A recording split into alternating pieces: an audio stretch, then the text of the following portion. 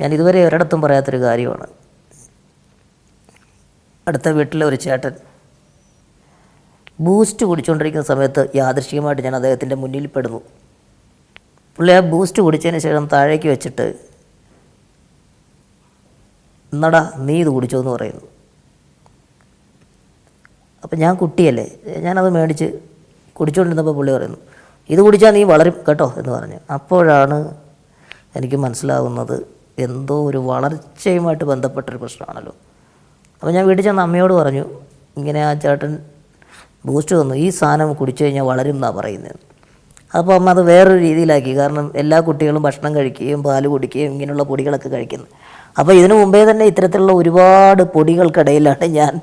കാരണം കുട്ടിക്കാലം തൊട്ടേ ഈ ഡോക്ടേഴ്സിനെയൊക്കെ കാണുമ്പോൾ തന്നെ ഹോസ്പിറ്റലിൽ നിന്ന് ഇറങ്ങിക്കഴിഞ്ഞ് കഴിഞ്ഞാൽ നേരെ പോകുന്ന മെഡിക്കൽ സ്റ്റോറിലേക്ക്, അവിടെ ഈ പറഞ്ഞ പോലെ വളർച്ചയ്ക്കുള്ള പല പല പൊടികൾ കാര്യങ്ങളൊക്കെ അമ്മ മേടിച്ച് ഈ ടിന്നൊക്കെ വെച്ചാണ് നമ്മൾ ഈ ഉയരമൊക്കെ അഡ്ജസ്റ്റ് ചെയ്യുന്നത്.